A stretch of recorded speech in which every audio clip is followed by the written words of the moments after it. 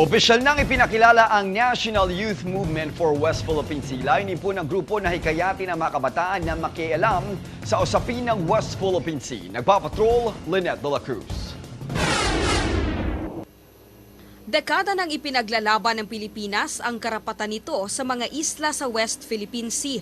Marami na ring grupo ang nabuo para ipakita ang pagmamahal sa bayan ng kalayaan.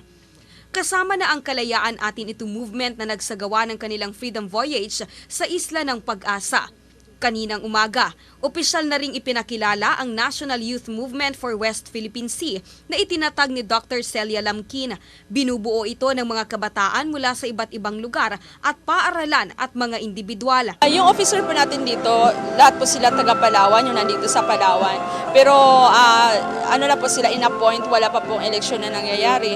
Pero once po na talagang established na po kami na bigay na kami ng forum sa ibang mga schools, siguro that's the time po na makikita din ninyo na empowered na yung mga kabataan. Ipinakilala na rin ang mga appointed officials ng grupo. Ito umano ang nakikita nilang pangmatagalang programa na susuporta sa kalayaan, lalo na sa mga residente at sundalo na nasa isla. Isa ang alkalde ng Kalayaan sa mga sumusuporta sa grupo. Naniniwala siyang ang mga kabataan ng pag-asa para makuha ang teritoryo. Ngunit kailangan umanong may alam ang mga kabataan.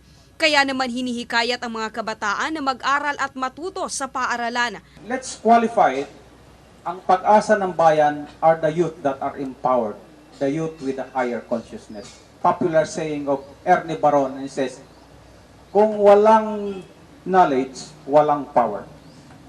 Because empowerment or power to choose your future comes from knowledge.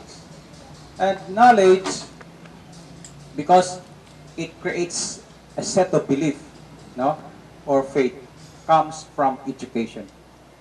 Education comes from reading and hearing the right information.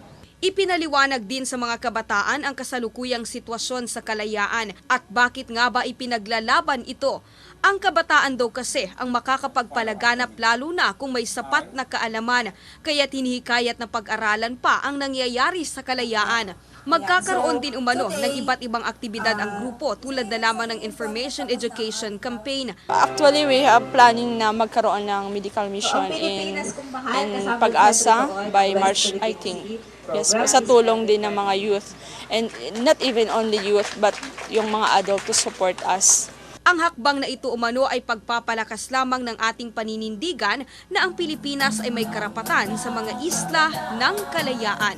Kalayaan, sa'yo aking kalayaan natin ito. Lynette de la Cruz, ABS-CBN News, Palawan.